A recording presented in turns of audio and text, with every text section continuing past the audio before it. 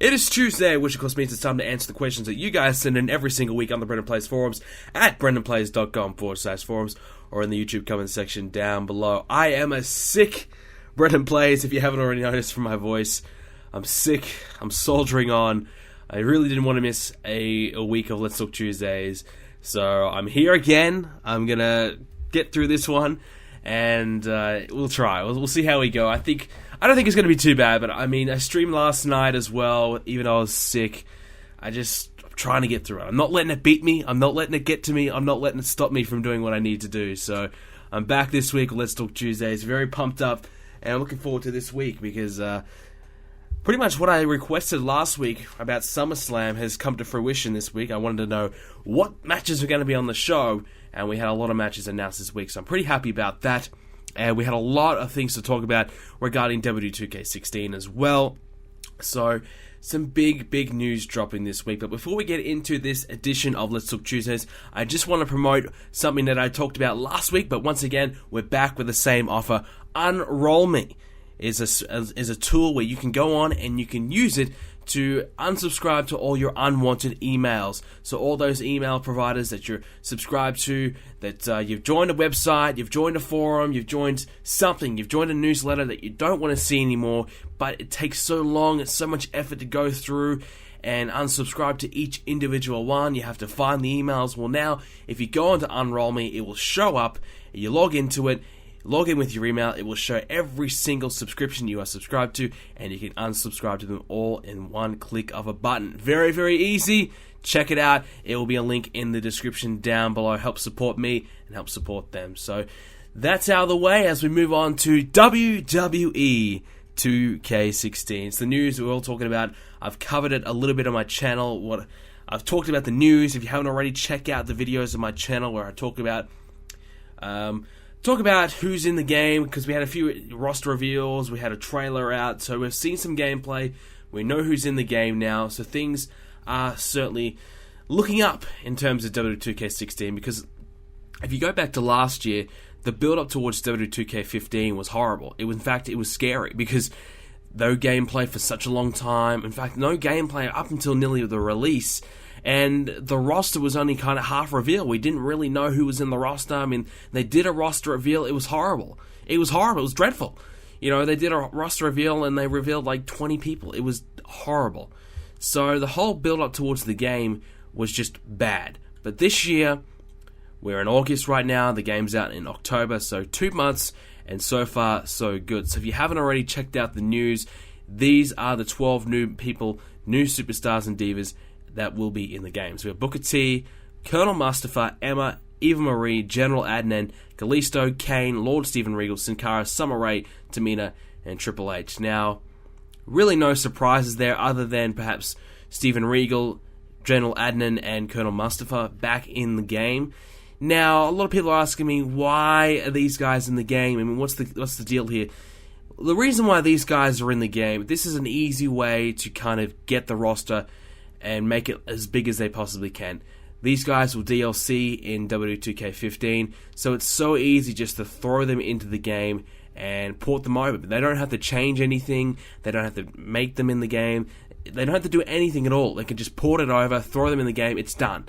They may, because they're old people, they're old wrestlers, they don't exactly have a new attire or anything like that, so they don't have to change anything. They can just port it straight over and throw them in the roster. So expect to see this more. So if this is going to happen, perhaps we may see Christian be in the game as well, and perhaps an Edge as well. So I would probably be leaning towards saying yes, those guys will be in the game. So that's exciting because I wanted to see Christian in the game. Obviously, I'm using him in my universe mode. I want to use him, and also Edge as well. So that's a good thing. We may see those two guys in the game. So far, not too bad. So that's the reason why those three are in the game. No real surprise that they are porting over. I mean, why wouldn't you? I mean, it's easy. They're talking about 120 plus on the roster.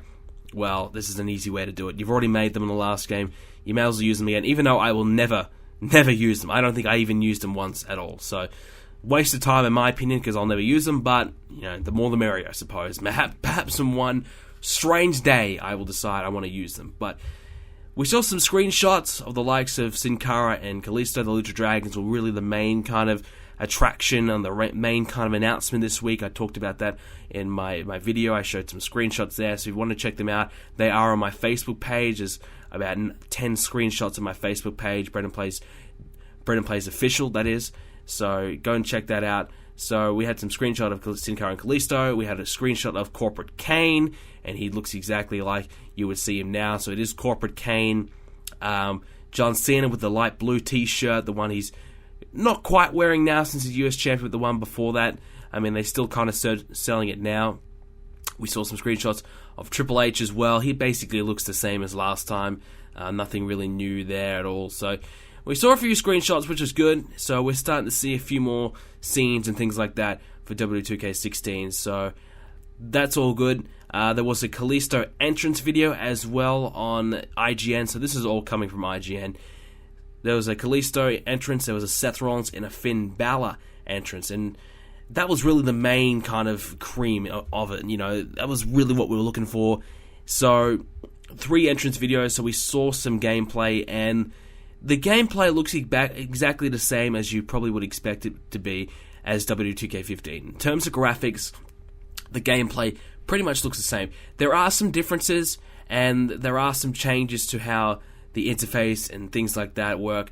There are some changes, of course, but there's nothing really that major.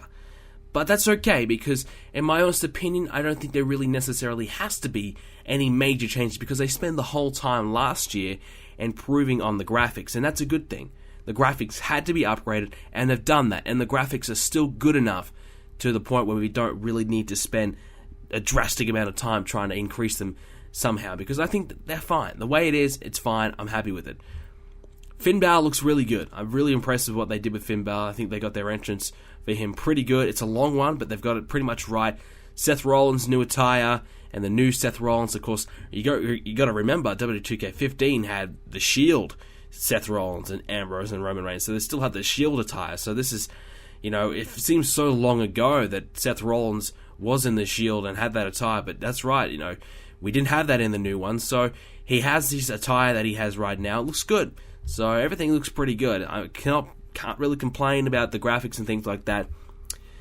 There was a few new announcements as well, which I talked about in another video of mine. I'm not really going to go much into detail. There's things about my career and some universe mode and stuff like that, and the new pinning system, things like that. And that's all good. So really right now I'm pretty happy. I mean, I'm just awaiting more details. I want to know more about universe mode and my career. I want to know what they've done with that.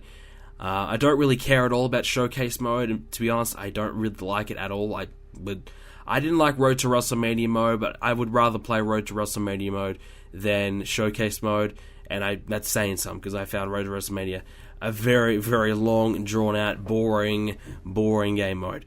But I still think it's better than showcase mode, which I didn't even bother to play at all. So, yeah, I'm not a fan of it. Not a fan of showcase, so I don't really care what they're doing with that.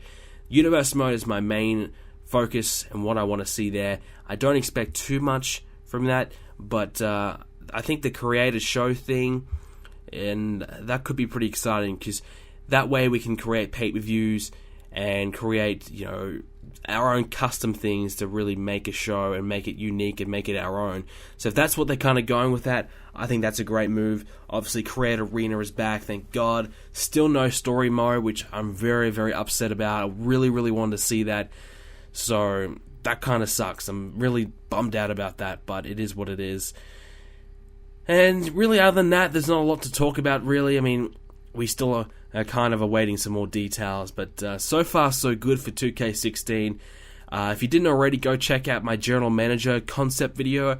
I had an idea on what I wanted to do with GM mode. Basically, kind of molding some of the other existing modes we've seen in other games, like Association mode, GM modes, other career modes, kind of molding them into something unique and something special with a WWE twist and a WWE flavor to it. So that was my idea, so go and check that out. It is on my channel, so I highly recommend you guys go and do that. What else is going on this week? Other than that, we're very close to hitting 30,000 subscribers on the YouTube channel, which is fantastic. I think we need about 700 more, so that will probably take us another week or two to get there, depending how well we go in the next couple of weeks. It could take us a month, it could take us a couple of weeks, you never know, but we're close to getting there. I'm thinking about doing a 30,000 subscriber Twitch stream.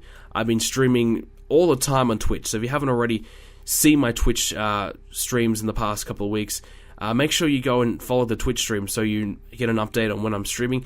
My streaming times are a little bit crazy. Sometimes I'm streaming, prime time in the American time zone, and other times I'm streaming very, very early for America and kind of midday for the UK. So it's kind of all over the place. It's just really when I feel like streaming, I'll stream. So unfortunately, I don't really have a set time. But when I do this 30,000 subscriber stream, there will be a set time, and I will make sure it's on a weekend, so as much of you guys can go along and check it out as you can. And I'm thinking about doing a giveaway as well. Now, at the moment, I'm probably just thinking about giving away a couple of one shirt, or maybe 2 shirts, depending how many come out and how well we're going. But I'm thinking about giving away a shirt to celebrate the 30,000 subscriber milestone. Of course, we just hit 2,000 followers on Twitch as well, which is also pretty cool.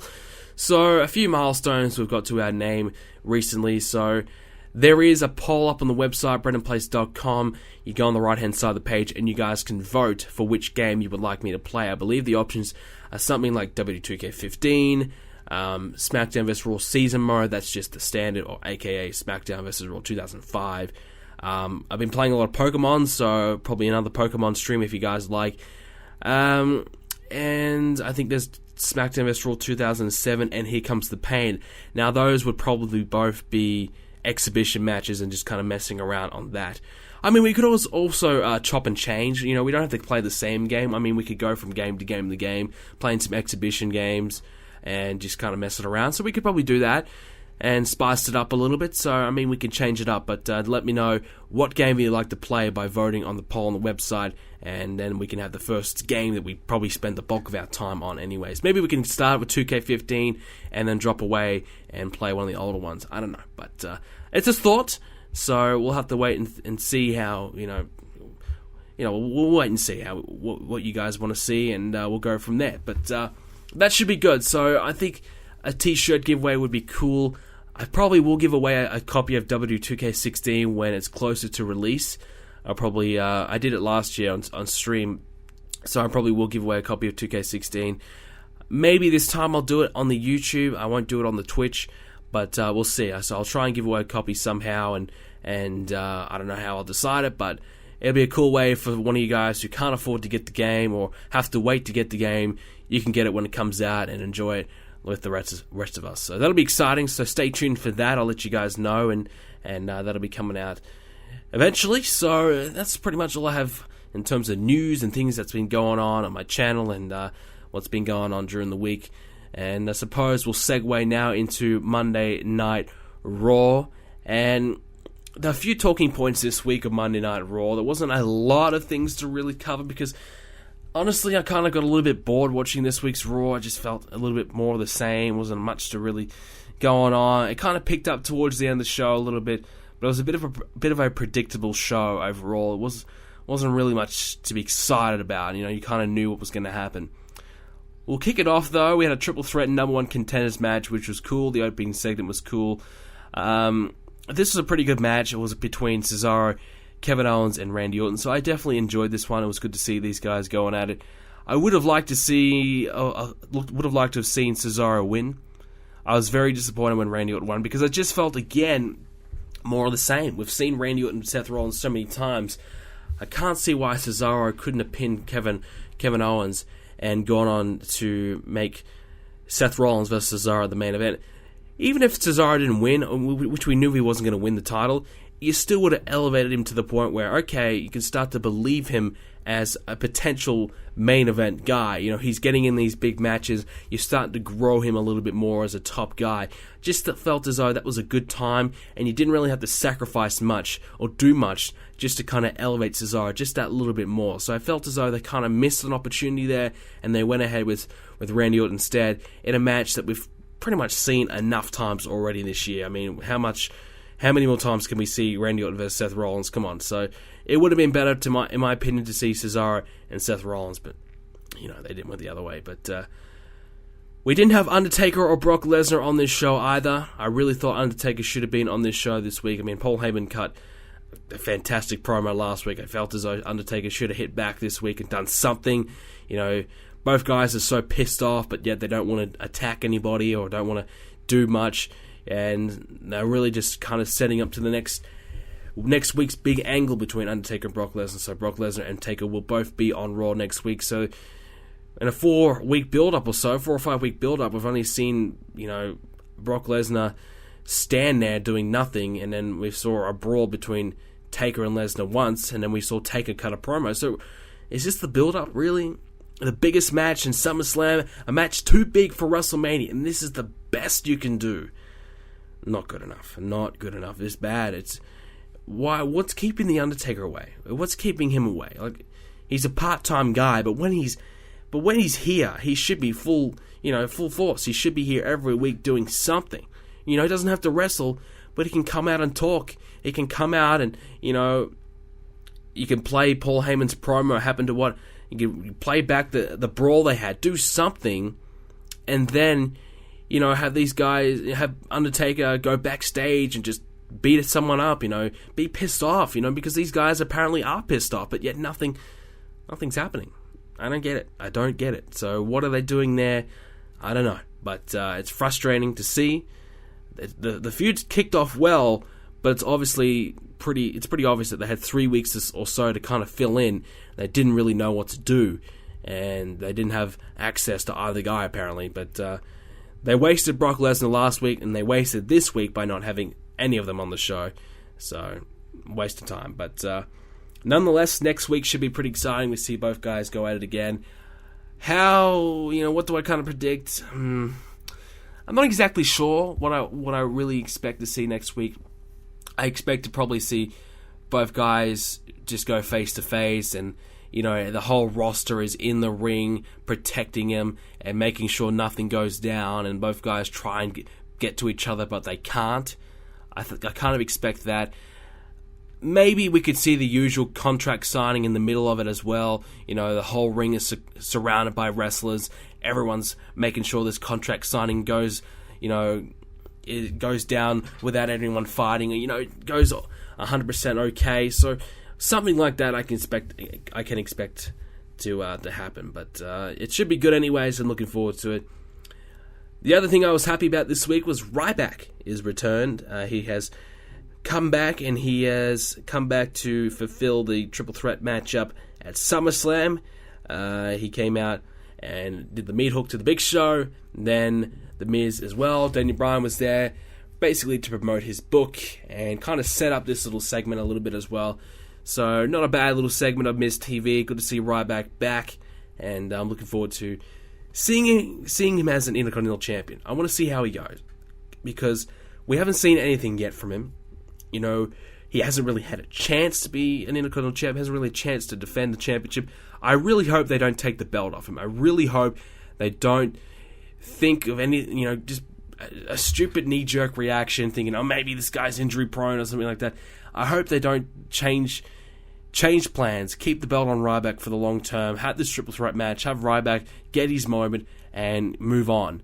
And hopefully that happens. I think the winner of this championship matchup should probably go on to face the winner of Rusev and Dolph Ziggler and kind of start a program there. I think Rusev probably should beat Dolph Ziggler. Then you can start a Ryback and Rusev feud for the IC Championship. I think that would be great. That's probably where I would go. And that would probably be another way to kind of keep both guys going, because Rusev's struggling a little bit. Ryback's just coming back. Although Ryback got a good reaction, people are happy to see him back. So things are looking pretty good to kick this one off. So I'm happy with Ryback's return. Let's see how it goes, and I just hope they don't take the title off him. Moving on, so we had the Green Arrow, Stephen Amell, on Monday Night Raw, and I thought Stephen Amell did a pretty good job. I mean, versing Stardust and Bad News Barrett at SummerSlam, it is confirmed he'll be teaming up with Neville. I thought it was going to be Neville and Stardust with Amell just ringside, but it looks as though Amell's going to be in the match, so that's kind of cool. I mean, Amell looked pretty good. I mean, he came in and, flew over the ropes and jumped in and speared and took down Stardust pretty good, so I think it's pretty good. I think this is okay so far for a celebrity angle. I'm happy with it, because you think about it, this guy obviously likes WWE. He's obviously a fan. He's obviously very happy and excited to be in there and a part of it. And when you have a celebrity being like that, who genuinely wants to be there, it just makes it all that much better. And it can actually be exciting. When you have a guy who doesn't really give a shit, is just there for a payday and because his agent told him to be there, he doesn't really care. It's not for him. He doesn't want to be there. And it shows. But Amel, you can see that he's genuinely excited for this. He's been talking about it a lot on Twitter. He's actively, socially involved in this match. I just think this could be something decent. It won't be as bad as we possibly think. Obviously, Neville's been struggling. Stardust and Bad News Barrett, we all know how shitty they've been. So this is something for all four of these guys just to kind of sink their teeth into and perhaps turn it into something okay in the end. But throwing Bad News Barrett in there, they had to throw Bad News Barrett in there, didn't they? They just had to get this guy on this card somehow because, he lost to Neville in 2 minutes, but yet we have to believe that he's going to be in this tag team match and he could be a possible threat. I mean, come on. Bad News Barrett is a waste of time. So once again, just throwing him in there just to kind of say he's there. But he's kind of like the fourth wheel. He just has no business being involved in this, but he's there. So whatever. But Bad News Barrett will probably take the pin. Actually, no, I think Stardust will probably take the pin by Amel. I think Amel will pin him 1, 2, 3 and probably be done with it. So that's kind of what I expect. The last thing that I want to talk about on Monday Night Raw was the main event, Randy Orton and Seth Rollins. Obviously, we've seen this match many times, as I alluded to earlier on, but it was good to see this match taking place on Raw anyway, something a little bit more exciting, something we can kind of look forward to at the end of the show.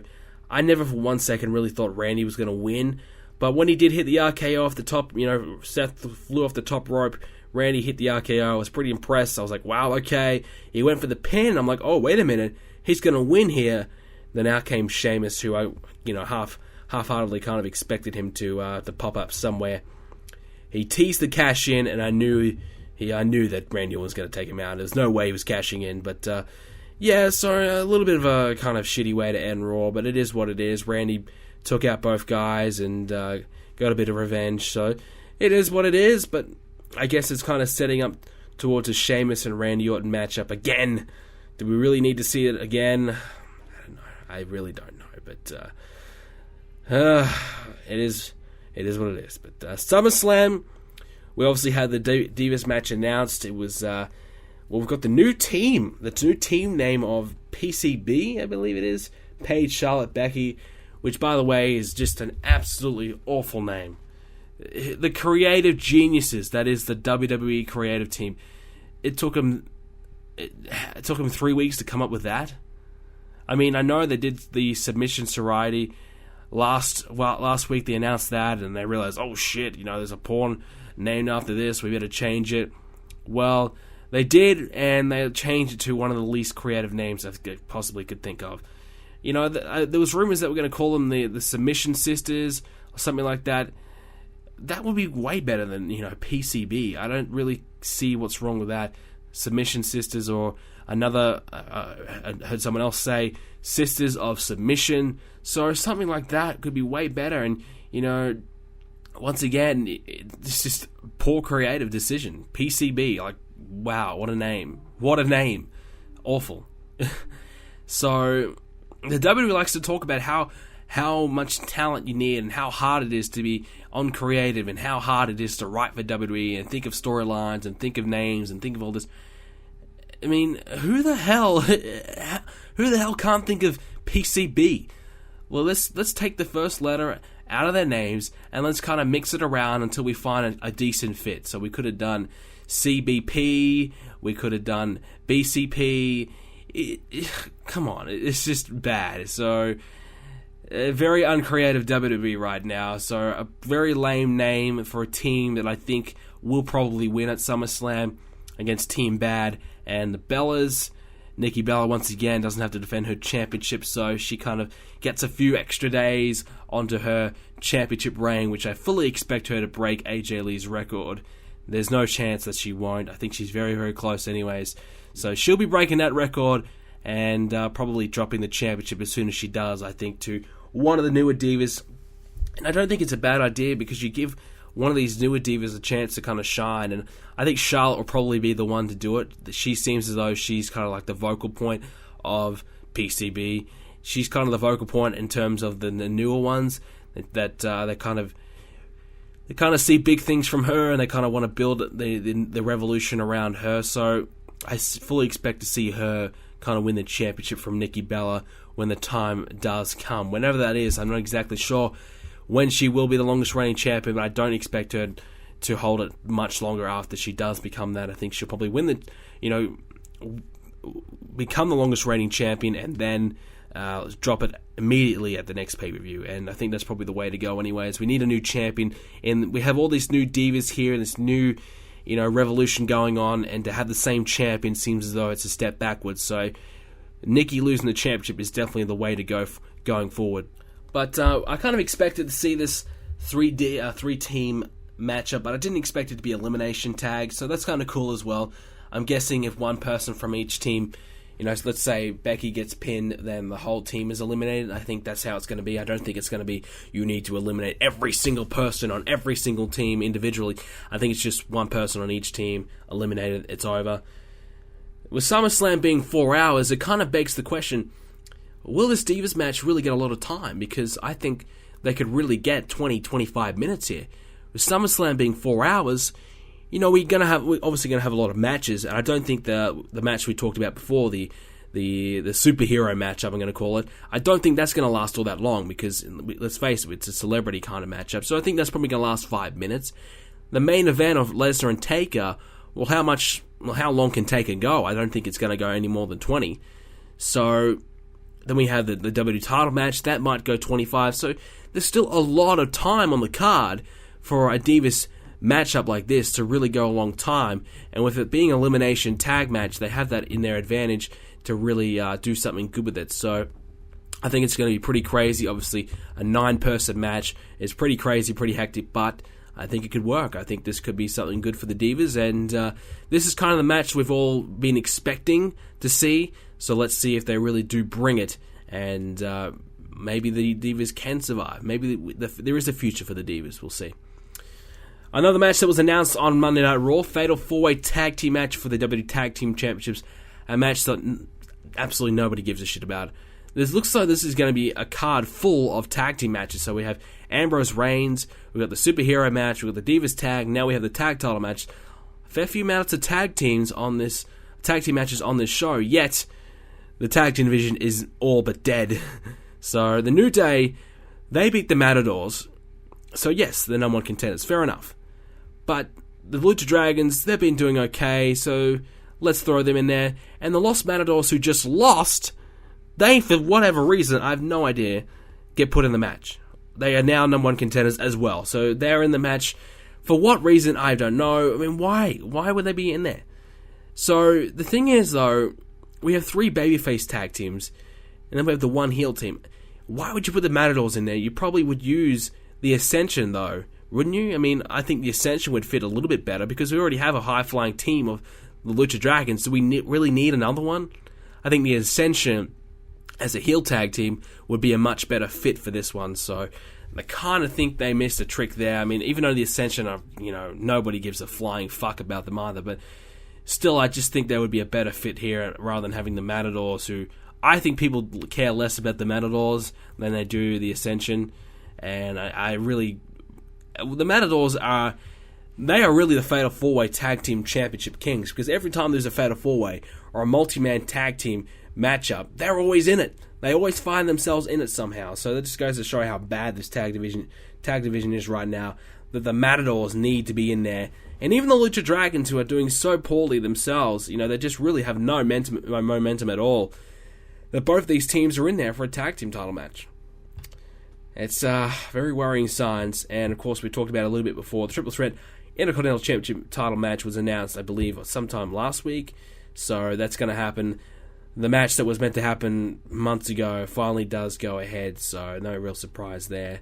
So SummerSlam, so far so good, but it just feels as though there's no real big match on the card. I mean, Lesnar Taker, yes, but other than that, We don't even know what's the deal with the WWE Championship matchup. Will Cena wrestle? I'm more than 99% sure he'll be there. I've already announced it I already made the topic on my forum saying it's going to happen. So I honestly believe it's going to happen. I cannot see John Cena missing a matchup, a pay-per-view match, because he has a broken nose. I mean, John Cena is Superman.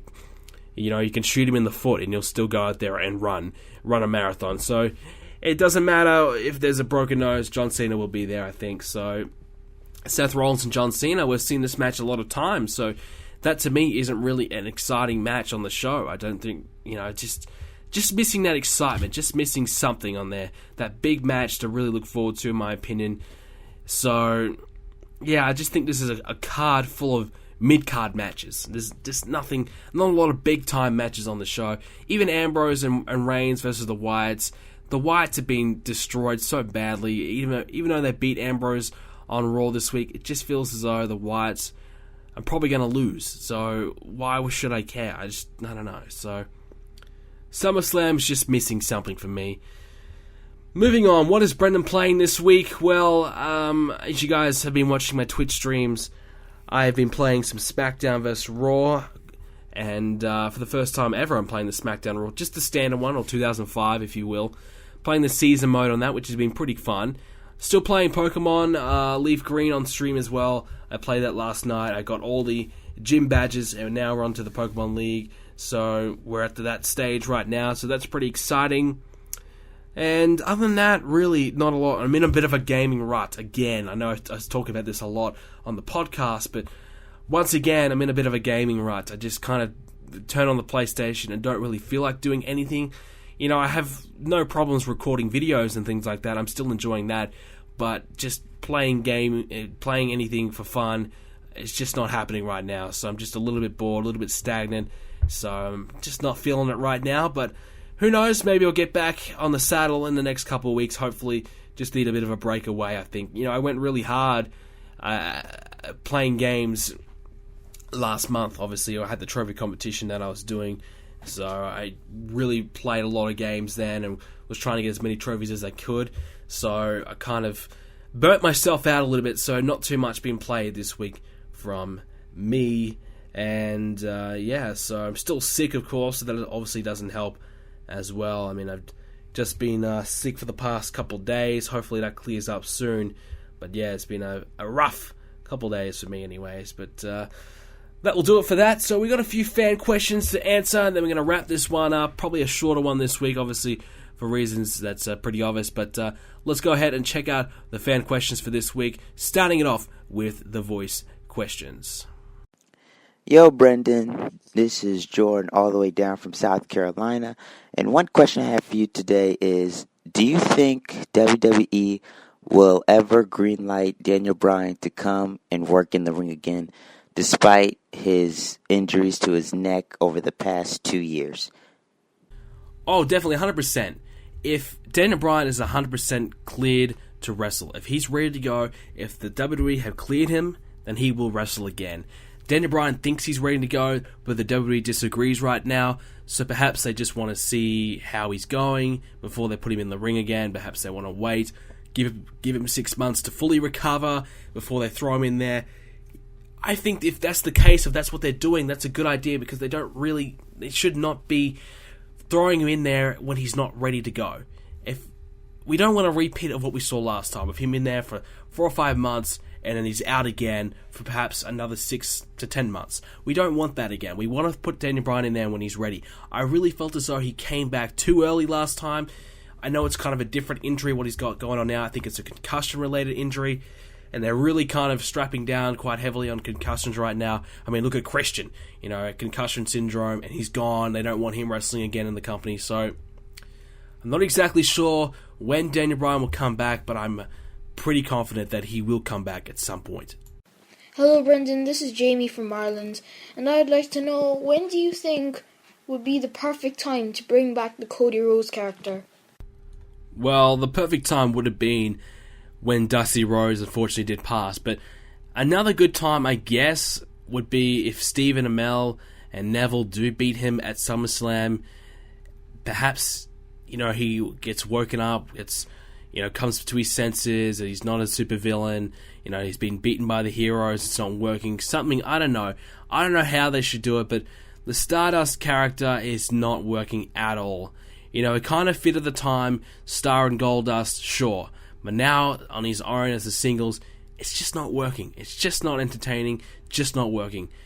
Going down the kind of supervillain kind of route, and Neville as a superhero, I don't mind that, but still, again, it's two guys that just are floundering around, and it's just not really working out all that well for them. The crowd just don't care. So I think it's sooner rather than later that they should drop the Stardust thing, because Cody Rhodes has fallen quite far down. He was a guy I honestly thought could possibly be upper mid-carder, kind of one of those guys that could jump into the World Championship matchup for a multi-man, like a 6-man or a 4-man, kind of one of those kind of guys, like a Dolph Ziggler, but unfortunately for him, he's just kind of really gone right down to the bottom of the card. He's nearly on the level of a Jack Swagger at this point. We don't expect him to ever win. We don't really care what he does. It's just bad. So Cody Rhodes needs to recover, and needs to recover ASAP.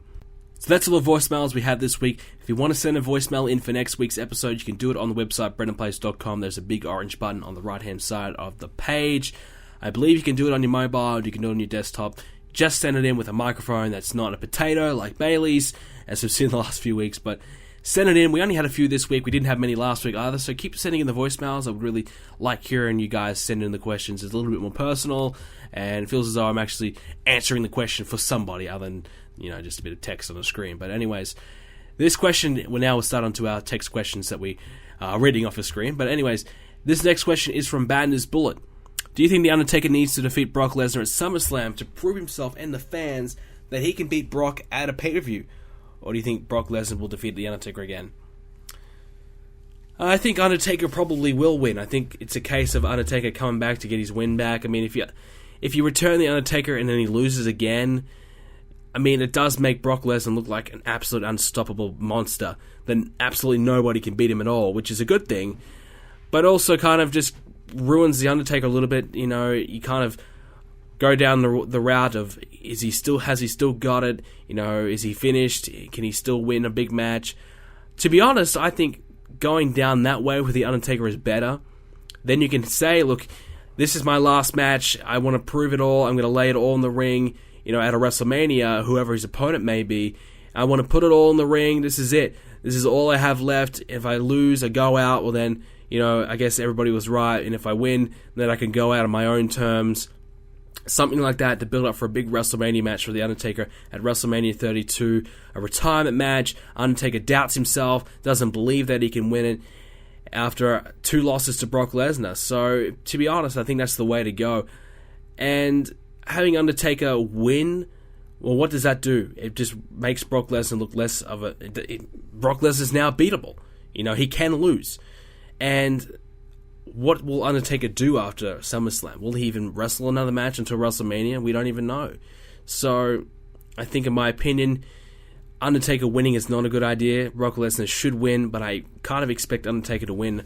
Just I feel as though the WWE want to give him his win back, and I just feel as though that's a bit of a bad call.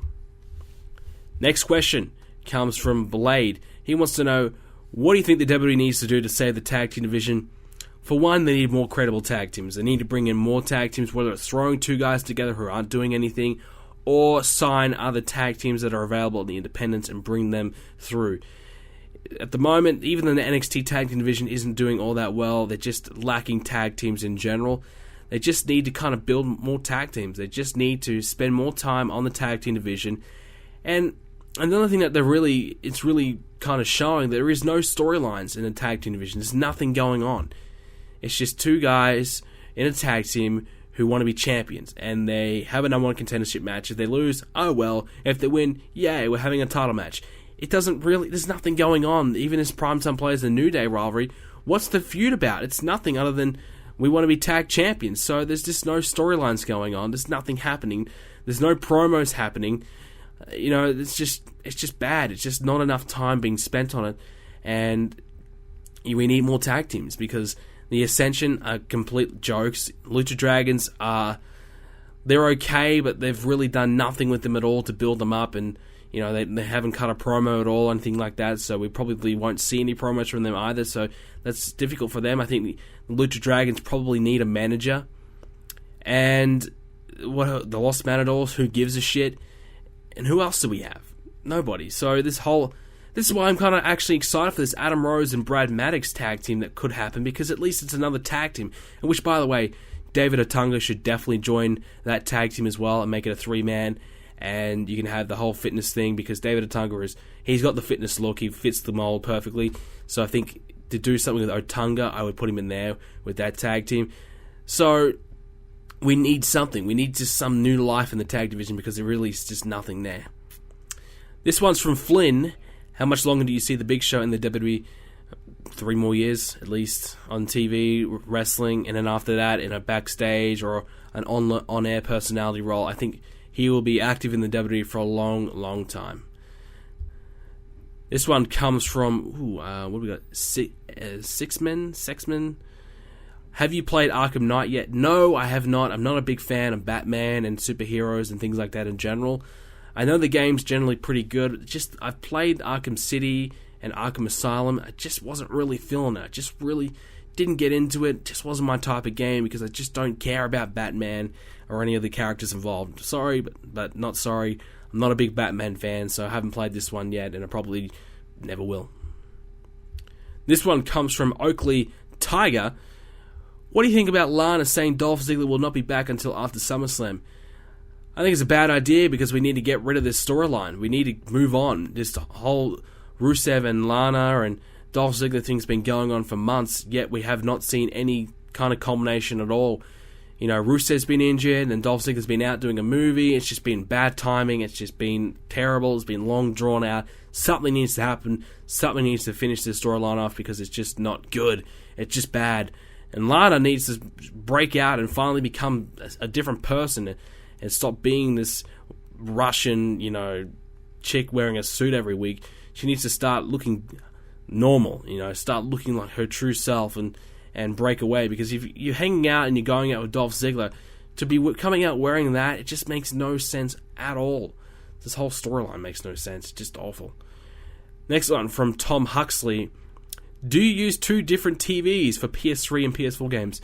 No, I don't. I have my Xbox One, my PS2, my PS3, and my PS4 all hooked up into the same TV. I have a HDMI switcher, so I could just kind of switch quickly without having to change channels all the time, so I could just quickly switch between all 4 consoles. Pretty good. And, if you haven't already, check out my setup video on my channel. I did that when I hit 25k subscribers, so a couple months ago, or maybe 4 or 5 months ago now. So check that out. So my setup, I recently just did it all, so that was what I kind of did this week as well, is I went ahead and got all my stuff back, because I was storing it at my sister's place. I got all my stuff from my setup back, so now I have my full true setup. Everything's kind of set up, looking good now, so I'm very happy with that. I put all my games in alphabetical order. I don't know if any of you guys do that, but I put all my games in alphabetical order when I have a true setup going. It just makes life a lot easier, trust me. So I like to have that. So I did that, and everything's kind of set up and looking good. So yes, I don't use 2 different TVs, but what I do though is when I stream is that I change the HDMI over into my smaller TV, which is on my desk. So I kind of adjust it a little bit so I can stream and use the second TV that's on my desk as another monitor, so I don't have to kind of switch it over, and makes it easy to stream. Next one comes from Stephen Campbell. We've got some good personal questions. It's a little bit of a change of pace. He wants to know, what are you studying at university?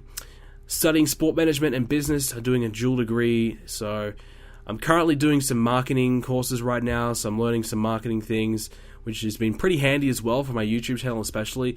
I'm doing social media marketing, so I'm kind of learning a few extra things on how to make my website and make my Twitter and my Facebook and things like that better and get more attention and get more activity on it. So I'm learning a few things like that, and obviously I've done a lot of the sports stuff as well. I mainly want to go on to a sport management kind of career down the road. That's kind of my goal right now. But obviously I've got a pretty good experience doing the social media and the kind of the internet world that I've been doing, websites and things like that. So perhaps that's something as well that I might think about doing. But yeah, sport management and business. Another one from Oakley Tiger. He wants to know, will you unify the championships and universe mode if there's no brand split in 2k16? I am I would say 99% sure that there will be a brand split, because that's just the way. There's no reason why there shouldn't be. I mean, there hasn't been a brand split for years now, and they still keep allowing you to do it, so I don't know why they would change it all of a sudden.